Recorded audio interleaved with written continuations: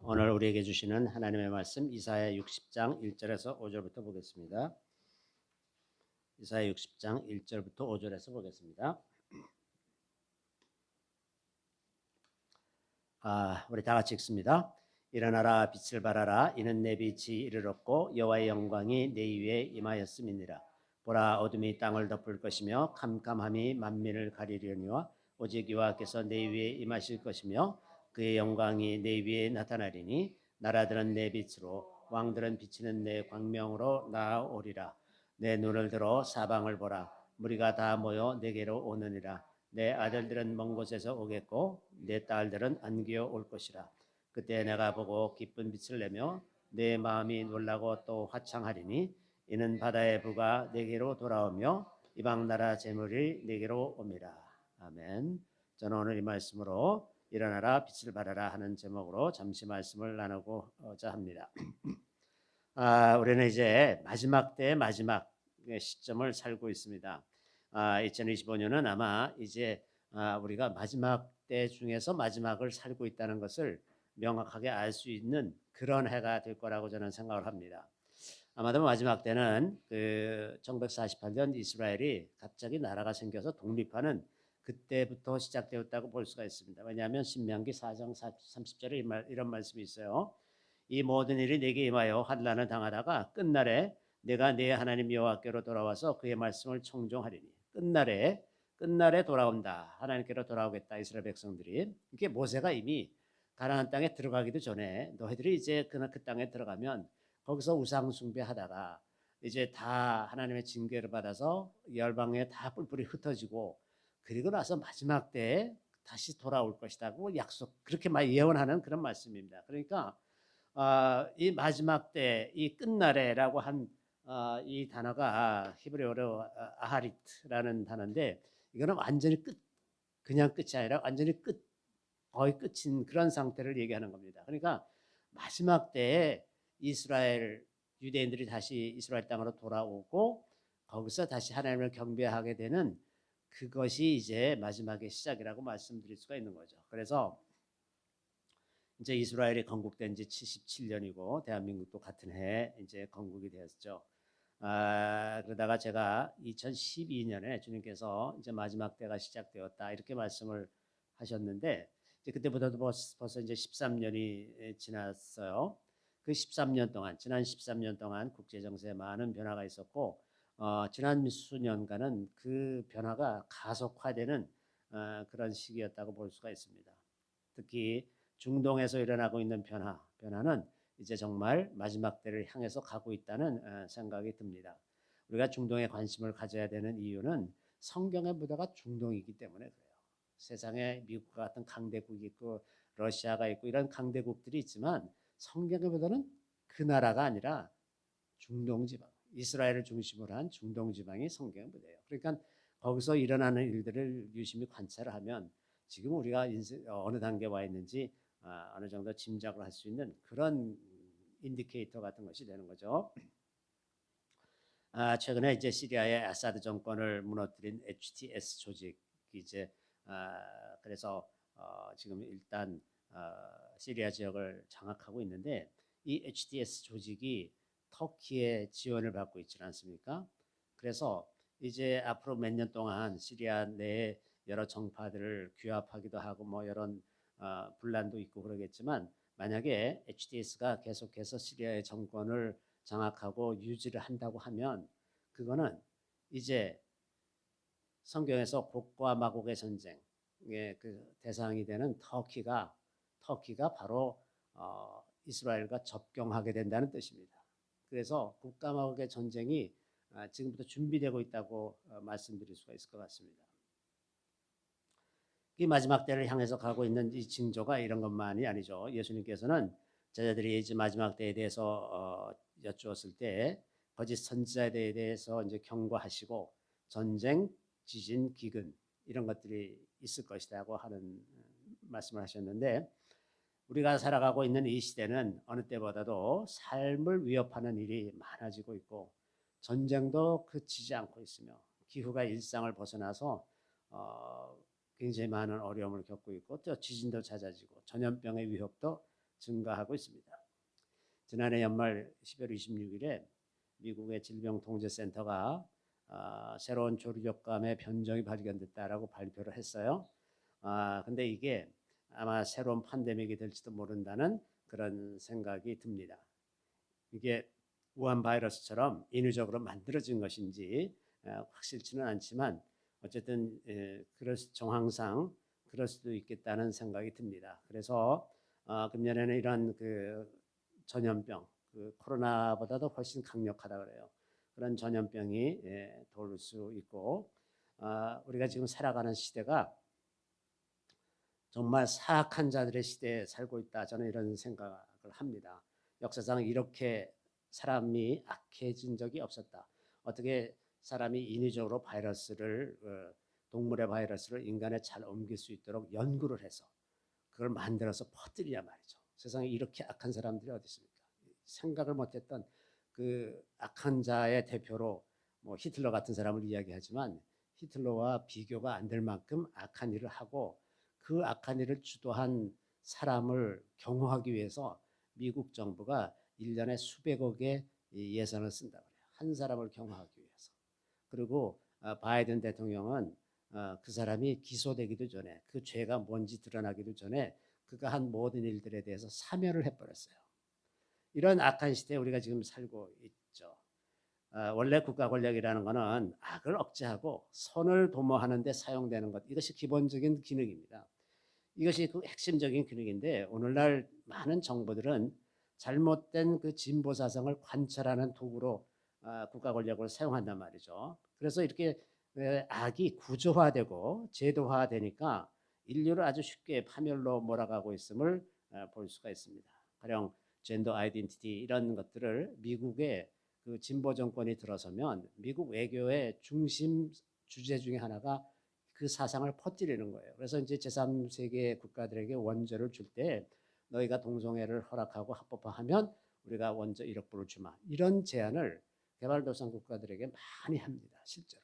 그리고 우리나라에서도 이제 그 젠더 동성애자들 축제하고 이럴 때 그 미국 대사를 비롯해서 EU 대사들이 거기 나와서 격려하고 사진 찍고 이러고 있어요. 제가 처음에 그 동성애 축제 할 때 신촌에서 할 때도 가서 쫓아가 보고 시청 앞에서 할 때도 쫓아가 보고 그랬는데 아주 이제 미국 대사에서는 대사관에다가 그 동성애 저 6색깔 무지개를 깃발을 다 걸어놓고 뭐 이런 일들도 하고 이런 식으로 이게 미국 국민이 이렇게 하라고 세금을 냈을 것 같지 않아요.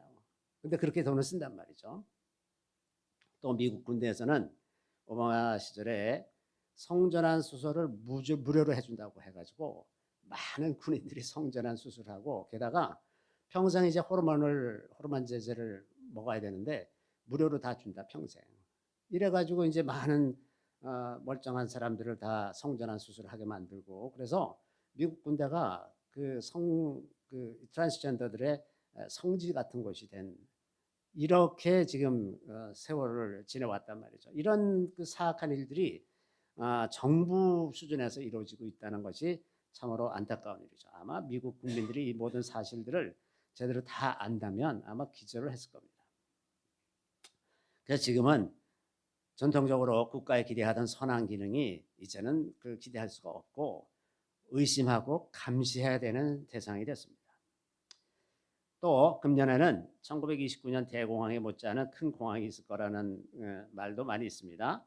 지난 2008년 이후에 그 경제 위기를 겪으면서 각국이 굉장히 많은 돈을 이제 뿌려서 경제를 유지해 왔는데 그 팬데믹 기간을 지나면서 이제 더 그것이 이제 화폐가 많이 발행이 돼 가지고 이제 다 피할 수 없는 한계까지 온 거예요. 우리나라도 마찬가지로 국가 부채가 이제 급속하게 증가하고 있고 개인과 기업의 부채는 이제 한계점에 도달해 있어서 아슬아슬하죠. 우리뿐만 아니라 미국, EU, 일본, 중국 다 비슷합니다. 상황이.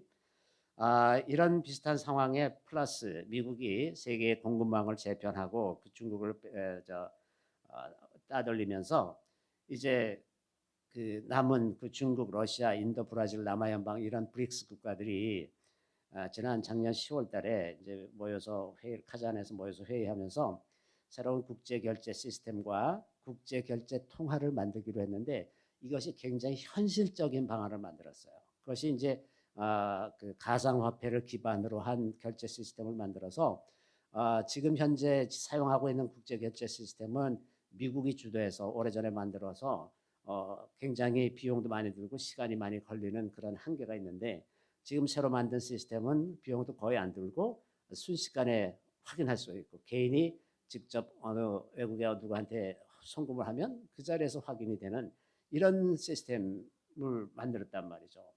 그래서 이거에 대응하지 않을 수가 없는 상태가 됐습니다. 그래서 달러를 방어하기 위해서 미국이 뭔가 지금 새로운 경제 정책을 세워야 되는데 그 경제 정책이라는 것이 패러다임을 바꾸는 수준의 것이 될 수밖에 없다고 하는 겁니다. 왜냐하면 미국은 오랫동안 기축통화 지위를 누리면서 기축통화가 된다는 것이 무엇이냐면 전 세계 모든 나라들이 국제 결제를 하는데 다 달러를 쓴단 말이에요. 그러면 달러가 필요하잖아요. 그러니까 미국에서 자꾸 달러가 나가야 돼.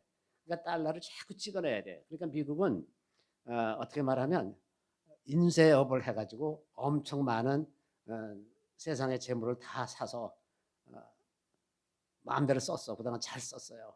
그런데 그렇게 하면 뭐가 문제가 되냐 하면 그 재정을 항상 적자로 만들어야 되는 거예요. 어쩔 수 없이 뭐냐 무역 수지가 적자나면 재정이 적자가 나야 돼요. 그래서 이제 재정 적자가 30조 달러가 넘었었단 말이에요. 그래서 1년에 이자만 1조 달러가 넘어서 더 이상 견딜 수 없는 수준이 돼서 미국이 이제 경제 패러다임을 바꿔야 되는 상황이 됐습니다. 그래서 이제 국제적인 경제 블록도 재편돼야 되고 통화 시스템이 변경돼야 되는데 이제 아마도 그것을 할 수 있는 가장 좋은 방법이 그 정부가 발행하는 암호화폐 이것으로 바꿀 거라는 거죠. 이렇게 이제 그래서 트럼프 대통령도 비트코인을 200만 개를 비축하겠다 정부가. 그러면 이제 비트코인 값이 쫙 오르면 그걸로 정부 부채를 갚겠다. 이렇게 이제 이런 아이디어까지 지금 나오고 있어요. 그래서 경제에 굉장히 급격한 변화가 올 가능성이 아주 많아졌습니다. 이런 큰 이슈들 말고 우리에게 다급한 문제가 이제 북한과 중국 아니겠습니까? 지금 한국이 겪고 있는 갈등, 이 갈등의 본질은 친중 세력, 친중 종북 세력과 친미 세력의 갈등이에요. 이게 본질은. 그래서 이 나라를 뒤엎으려고 하는 이 세력은 그 뒷배에 중국이 돈을 대고 사람을 대고 이러고 있다는 것을 우리가 분명히 잘 이해해야 됩니다. 이런 충돌은 공산주의와 전체주의냐 아니면 자유민주주의와 공화주의 이 두 이념의 갈등이라고 볼 수가 있죠. 이것이 우리 역사에서 사실은 거의 처음이나 마찬가지입니다. 왜 그러냐면 이렇게 본격적으로 이념 전쟁이 있었던 것이 그 해방 후에는 사실은 한국 사람들이 자유민주주의라는 게 뭔지 잘 몰랐어요. 그냥 조선시대에 신분사회, 유교적인 신분사회에서 살다가 일제시대를 지나고 나서 자유민주주의의 맛을 본 적도 없고 그런 것을 공부한 적도 없이 그냥 이승만이라고 하는 한 놀라운 선각자가 나타나서 이건 자유민주주의를 해야 이 나라가 영원히 발전한다. 그래서 자유민주주의 체제를 만들었는데 그냥 주어진 것이지 자기네가 간절히 원해서 자유민주주의 체제를 만든 것이 아니었단 말이죠. 6.25 전쟁이 일어나니까 이념 때문에 싸운 것이 아니라 자기 땅을 뺏길까 봐 싸운 거예요. 이제 이승만 대통령이 1949년에 그 농지 개혁을 해서 땅을 다 나눠줬잖아요. 그러니까 이제 땅이 생겼는데 이 땅을 잃어버리면 안 되니까 나가서 이제 전쟁하고 싸워서 지켰단 말이죠. 그래서 자기 이해관계 때문에 지킨 것이지 이것이 이념 때문에 지켰다고는 말할 수가 없죠. 그런데 지금은 자유민주주의 체제 속에서 오래 살다 보니까 이것이 생각으로 분명하게 나타내지는 못했지만 몸에 익었어요. 이 자유민주주의가 몸에 익었는데 지금 돌아가는 걸 보니까 지금까지 살아온 거하고 다른 방법으로 이것을 무너뜨리려는 법을 지키지도 않고 자기 멋대로 그냥 법을 집행하는 이런 세력들이 일어나는 것을 보고서 사람들이 각성하기 시작해서 지금 이제 대통령을 지키겠다고 이제 한남동에 다 모여들고 이런 것이 본질적으로 이념 전쟁이라고 하는 겁니다. 이념 전쟁. 그리고 처음으로 국민이 깨어나고 있다는 거예요. 이 자유민주 체제가 뭔지, 왜 소중한지를 깨우치고 있다는 거죠. 만약에 주한미군이 없었으면 우리나라는 벌써 끝났습니다. 이게 내전 상태 아니죠? 내전 상태거든요. 지금 이게 완전히. 아니 군 경찰도 누구의 지휘를 받는지도 모르게 지금 다 대통령을 잡겠다 그래요. 누구 지휘를 받아요 도대체? 대통령 권한 대행이 있는데 대통령 권한 대행의 말을 듣는 것이 아니라 누군지 모르는 어떤 사람의 지휘를 받아요. 그게 누군지. 응? 그게 다 궁금하단 말이죠. 근데 자기들 법대로 어떤 한 방향으로 일사불란하게 움직인다. 이런 걸 보면 누군가 분명히 지휘하는 사람이 있다는 건데 그게 누군지 모르는 거죠. 짐작은 물론 합니다. 아, 그렇겠구나. 어쨌든 이런 상황에서 이제 한국은 거듭나고 있어요. 이게 중요합니다. 거듭나고 있습니다. 한국이. 그래서 덕분에 교회도 깨어나고 많은 교인들이 제게도 이제 뭐 예전에 제자들이 막 이제 문자도 보내고 그러는데 기도도 별로 안 하고 그러던 친구들이 요새는 기도하느라고 이제 뭐 열심히 기도해요. 열심히. 이게 이제 하나님께서 하시는 방법이죠. 놀라울 정도로 정신을 차리고 깨어나고 있다고 하는 겁니다. 그래서 하나님께서 우리의 기도를 응답하셔서 나라와 교회를 완전히 새롭게 하는 이 기간에 우리가 있고 이것이 그리 오래지 않아서 정리가 될 것으로 생각을 합니다. 그래서 만약에 이 과정을 통과하고 나면 비로소 우리는 통일을 맞이할 정신적, 영적인 준비를 하게 될 것입니다. 그전에는 우리가 지켜야 될 가치가 뭔지도 몰랐는데 지내보니까 이거로구나. 이래서 우리가 이걸 지켜야 되는구나 하는 것을 깨닫게 되는 거죠. 그래서 마침내 이 나라가 자유민주에 입각한 평화 통일을 이루어서 역사상 없었던 번영과 부흥을 누리게 하실 것이고 통일 한국이 일본, 대만, 러시아, 만주 지역, 뭐 몽고 이 동북아시아 지역의 번영과 평화를 이끄는 중요한 나라가 될 거라는 것이 틀림없습니다. 이렇게 하실 겁니다. 이 날이 곧 다가오는 날이에요. 이렇게 하시는 것은 뭐 한국인이 잘났다거나 혹은 한국 교회가 잘했다거나 그런 거 절대 아닙니다. 이거에 대해서 좀 교만한 생각을 가질 필요가 없고 가져서도 안 되죠. 다만 하나님의 긍휼하심으로 한국과 일본의 교회를 불러 일으키셔야 되는 하나님의 오래된 계획 때문에 자기 이름을 위해서 하나님께서 하신 일이라는 것을 우리가 기억해야 될 필요가 있습니다. 그래서 우리가 겸손해야 돼요. 정말 이때도 겸손해야 된다고 하는 겁니다. 그래서 한국과 일본의 그 교회를 통해서 땅 끝까지 복음을 전하는 그 일꾼들을 일으키시고 세우고 그거에 필요한 모든 조건들과 모든 자원을 공급하시기 위해서 이 나라를 번영하게 하시는 것입니다. 이런 환경 속에서 이제 미국의 트럼프 대통령이 당선됐는데 이것이 굉장히 역사적으로 중요한 의미를 갖는다고 저는 생각을 합니다.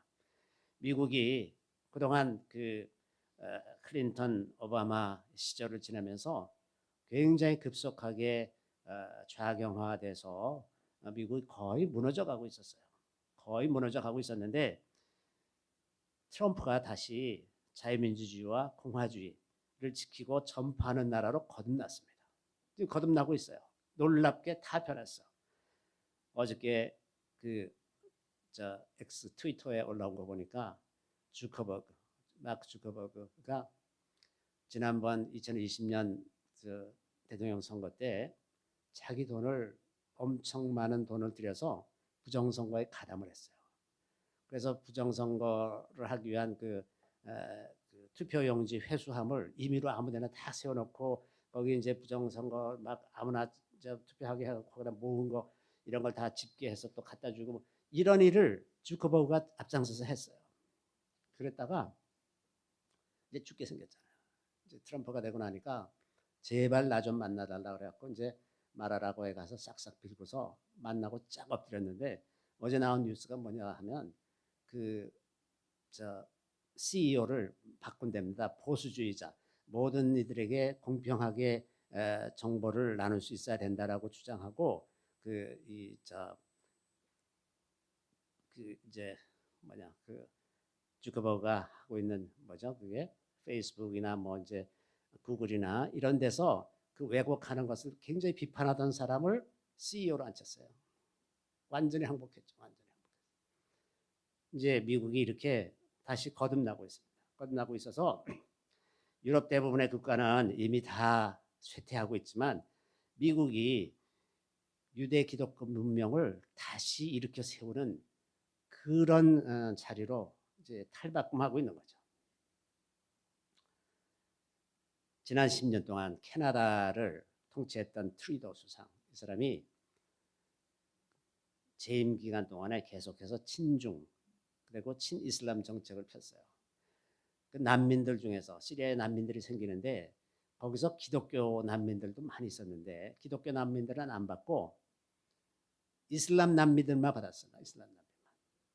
이런 일을 했단 말이죠.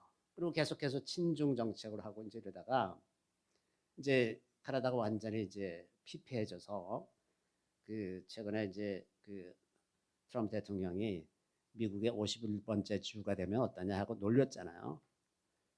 근데 그게 그냥 가벼운 농담이 아니라 캐나다가 아마도 미국 경제에 편입될 가능성이 굉장히 많습니다. 왜? 스스로 이제 견딜 힘이 없을 정도로 피폐해졌어요. 이렇게 지금 하나님의 편에 서느냐 그렇지 않느냐 하는 것이 역사의 방향을 가르는데 굉장히 큰 역할을 한다고 하는 겁니다. 그래서 트럼프가 이 시대에 하나님의 편에 서서 마지막 대부흥의 시대를 열 것이고 하나님의 질서를 다시 세우고 확인하는 그런 일을 할 것입니다. 그래서 지금 4년 동안이 앞으로 4년 동안이 엄청난 부흥의 후기를 맞이하게 된다고 하는 것입니다. 최근에 트럼프 대통령이 이런 말을 했죠. 사람은 남자와 여자 둘밖에 없다. 이것이 앞으로 미국 정책의 근본이다. 그리고 남자가 여자 화장실을 이용하고 남자 선수가 여자 경기에 참여하고 이런 일은 이제 앞으로 없어. 이거 딱 선을 긋고 또 최근에 WHO를 탈퇴하겠다고 선언해서 이제 발칵 뒤집혔는데 그러니까 WHO가 바짝 엎드려서 중국의 그 우한 바이러스의 기원을 좀 조사해서 보고해라 이런 얘기를 이제야 하고 그런데 WHO도 그동안에 이 팬데믹을 이용해서 전 세계 인류를 통제하려는 계획에 아주 적극적으로 나서서 많은 거짓 그리고 이제 뭐 락다운하고 이런 일들에 앞장서 왔기 때문에 트럼프가 이제 그 내막을 너무나 명확하게 아니까 WHO 탈퇴하겠다 그러고 셰일가스 다시 채굴하겠다 그러고 이래서 이제 다 제자리로 다 돌아가는 겁니다. 하나님의 질서가 다시 회복되는 거예요. 그래서 이 기간에 굉장히 놀라운 부흥의 기회를 이제 맞이하게 될 거고 이 부흥이 예루살렘에서 전쟁이 끝나면서 아주 크게 시작이 될 것이라고 하는 겁니다. 예루살렘과 이스라엘을 비롯해서 한국, 일본, 미국에서 큰 부흥이 그 팝콘 터지듯이 여기저기서 막 이제 일어나게 될 것이고 지금까지 없었던 성령의 역사가 금년 한 해에 나타나게 될 것입니다. 그래서 이 부흥에 참여하는 자들, 이 마지막 큰 부흥에 참여하는 일꾼들은 말할 수 없는 기쁨을 누리고 마치 전리품을 가지고 돌아오는 용사와 같이 살게 될 것이라고 하는 겁니다. 이런 시대에 하나님께서 우리에게 주시는 말씀이 일어나라 빛을 발하라. 일어나라 빛을 발하라. 이사야 60장 1절에서 이어지는 그 말씀들을 보면 어떤 일이 일어날지 이제 짐작할 수가 있어요. 2절에 보면 보라 어둠이 땅을 덮을 것이며 캄캄함이 만민을 가리려니와 오직 여호와께서 내 위에 임하실 것이며 그의 영광이 내 위에 나타나니 빛이 많은데 캄캄함이 만민을 가리려니와 이것이 동시에 진행된다고 하는 겁니다. 캄캄함이 만민을 가리려니와 어둠이 땅을 덮어요. 어둠이 심히 깊어지고 그러면 사람들은 그 어둠 속에서 살아왔기 때문에 그 어둠이 어둠인지도 몰라. 그리고 미혹당하고 있는지도 모르면서 미혹당하고 있어요. 이게 교회 밖의 사람들뿐만 아니라 교회 안의 사람들에게도 마찬가지입니다. 많은 그리스도인들이 세상의 거짓을 믿고 하나님을 의지하기보다 세상에서 돌아가는 사상이나 생각이나 어떤 사조를 당연한 것으로 받아들이고 그것을 의지하는 엉뚱한 것에서 원인을 찾고 이런 일들이 얼마나 많은지 모릅니다. 예를 들어서 기후변화에 대해서 이게 이산화탄소 배출 때문에 기후가 이렇게 변하고 있다고 하는 거짓말을 믿으면 기도하지 않을 것 아닙니까? 날씨가 아무리 어떻게 돼도. 그런데 지금도 이 날씨의 변화를 주장하는 것은 하나님께서 하시는 겁니다. 그래서 그런 기후가 되지 않도록 기도하고 태풍이 올라오지 못하도록 기도하고 지진이 나지 않도록 기도하고 그러면 되잖아요. 그것을 마치 그건 당연히 일어나야 되는 일인 것처럼 아무 생각도 없이 그냥 닥치면 닥치는 대로 이러면서 사는 것 자체가 미혹인 거예요. 미혹. 그리스도인들이 미혹되고 있는 겁니다. 왜 그렇게 믿어야 되냐 하는 말이죠. 왜 모든 만물을 다스리시는 하나님을 믿지 못하고 그 가짜 과학자들의 그 말을 믿고서 그 말이 다 하나님 말씀인 것처럼 믿고 사니 어떻게 미혹당하지 않을 수가 있냐 하는 겁니다. 분명히 역대하 7장 14절에 주님이 이렇게 말씀하시잖아요. 내 이름으로 일컫는 내 백성이 그들의 악한 길에서 떠나 스스로 낮추고 기도하여 내 얼굴을 찾으면 내가 하늘에서 듣고 그들의 죄를 사하고 그 땅을 고칠지라. 그 땅을 고치면 지진도 그치고 재해도 모든 재해도 그치고 전염병도 그치고 다 이렇게 할 수 있는 건데 왜 하나님을 찾지 않고 그저 그냥 순한 양같이 세상이 흘러가는 대로 그러고 있느냐 말이죠. 또 미리 기도하면 되잖아요. 왜 꼭 지나간 다음에 지진이 난 다음에 기도하고 태풍이 지나간 다음에 저 사람 불쌍히 해주시옵소서 이렇게 기도하는 것보다 태풍이 올라오지 못하도록 미리 기도하면 더 좋잖아요. 그런데 이것도 미혹이야. 그래서 항상 사건이 나고 무슨 일이 생긴 다음에 기도하는 것 안 하는 것보다 낫지만 예방적으로 하면 훨씬 더 낫지 않냐 하는 거죠. 그래서 주님께서 일어나라 빛을 발하라 이렇게 말씀하실 때 동시에 여기에는 어둠이 있다는 것, 어둠의 세력이 있다는 것을 우리가 기억할 필요가 있습니다. 그래서 이 미혹에서 벗어나는 생각의 습관, 우리가 세상의 풍조를 따르지 않고 하나님의 방법으로 하나님의 생각으로 우리의 생각과 마음을 다시 교정하고 그것에 맞추는 이런 노력이 끊임없이 있어야 된다고 하는 겁니다. 자, 그래서 이제 어둠 가운데서 빛으로 드러나기 시작하면 나라들과 왕들이 그 빛으로 나오기 시작한다 이렇게 말씀하십니다. 3절 4절에 보면 나라들은 내 빛으로 왕들은 비치는 내 광명으로 나오리라. 내 눈을 들어 사방을 보라. 무리가 다 모여 내게로 오느니라. 내 아들들은 먼 곳에서 오고 있고 내 딸들은 안기어 올 것이라. 이런 시대에 우리가 들어가고 있습니다. 그래서 두려워하지 말고 많은 사람들이 많은 사람들이 여러분에 나와서 빛을 찾을 것이라고 하는 겁니다. 여러분이 빛이 되면 빛으로 사람들이 나오게 돼 있어요. 나오게 돼 있습니다. 일단 빛이 드러나면 알잖아요. 깜깜한 어둠 속에 있을 때는 빛이 어느 것인지 몰랐지만 이제 빛이 확 보이게 되면 그러면 사람들은 빛을 찾아서 나오는 거죠. 그러면 그들이 하나님의 말씀을 듣고 성령의 감동으로 말씀을 깨닫고 참 진리이신 예수 그리스도를 아주 과격하게 알아가는 그런 일들이 일어나게 될 것입니다.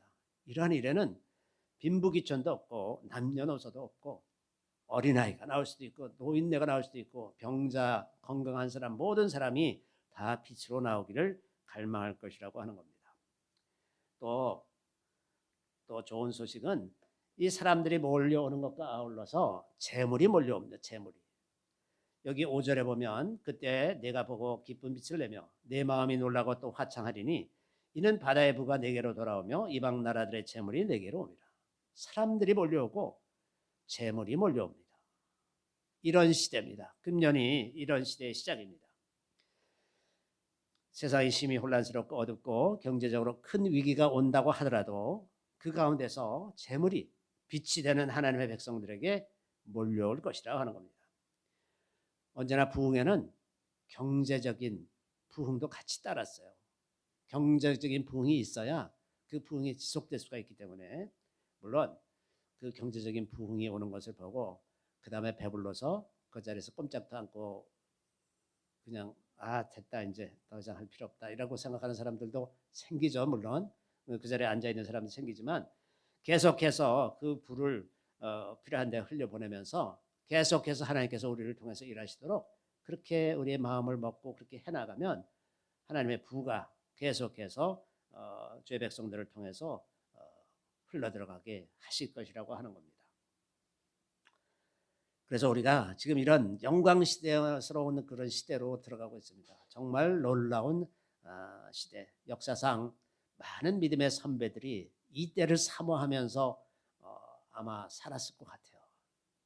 마지막 큰 추수가 일어나서 그 영광이 만방에 드러나는 그런 시대를 살고 싶었던 사람들이 얼마나 많았겠습니까? 그런데 우리가 그런 시대를 살고 있다는 거예요. 그 영광의 시대, 많은 사람들이 선배들이 부러워하던 그 영광의 시대에 우리가 살고 있다고 하는 것입니다. 이 영광의 시대는 죽음을 맛보지 않고 천국에 가는 그 시대예요. 저는 모르겠지만 저는 아마 여러분들은 거의 다 죽음을 맛보지 않고 하늘나라 갈 겁니다. 얼마나 굉장한 일입니까? 그죠? 다들 죽음이 무서워서 쩔쩔매고 사는데 죽음을 맛보지 않고 하늘나라 갈 수 있는 그 시대에 여러분이 살고 있다는 거라 하는 겁니다. 이런 어둠과 빛이 극명하게 교차하는 이 시대에 우리가 어디를 쳐다보고 있느냐에 따라서 우리의 삶은 완전히 다른 삶을 살게 될 것이다 하는 겁니다. 만약에 어둠을 쳐다보고 시작하면 너무나 두렵고 절망뿐입니다. 감당할 수가 없는 그런 큰 두려움이에요. 그래서 거기에 사로잡히면 아무것도 할 수 없을 겁니다. 그러나 빛을 바라보고 빛의 편에 서서 우리의 마음과 생각을 어둠에 빼앗기지 않고 살아가면 우리 일생에서 한 번도 경험해 보지 못한 기쁨과 감사가 넘치는 그런 삶을 살게 될 것이라고 하는 겁니다. 부흥과 함께 사람들이 몰려오고 재물이 몰려오는 금년 한 해, 이 영광스러운 한 해를 꿈꾸면서 우리가 삶의 모든 지경에서 언제든지 진리의 빛을 전할 수 있는 그런 준비를 하고 또 우리의 마음을 하나님께 고정해서 하나님께서 주시는 모든 기회들을 잘 포착해서 그 기회에 따라서 살아갈 수 있는 그런 한 해가 되기를 간절히 바랍니다. 우리가 금년 한 해 이런 기도를 하면서 살았으면 좋겠습니다. 잠시 기도하겠습니다. 주님, 저희들이 이 영광스러운 시대를 살아가게 하시는 것을 주님 참으로 감사드리옵나이다. 우리에게 소망이 있습니다. 주께서 곧 다시 이 땅에 오실 것이고 우리는 죽음을 맛보지 않고 하늘나라에 이르는 놀라운 세대가 될 것을 믿습니다. 주님, 어둠과 빛이 교차하는 이 시대에 우리가 주님을 바라보고 빛의 자녀로 행하며 일어나서 빛을 발하는 그런 세대로 행할 수 있도록 도와주시기를 원합니다. 주님, 우리 한 사람 한 사람에게 필요한 기름 부음이 임하게 되기를 구합니다. 그 기름 부음으로 주님 나가서 주님의 영광을 드러내고 주께서 우리 인생에게 허락하시는 모든 기회와 만남을 통해서 주님께서 하시고자 하는 일들을 온전히 이루어드리는 순종하는 자녀들이 다 되게 하여 주시기를 우리 구주 예수 그리스도의 이름으로 감사하며 기도드리옵나이다.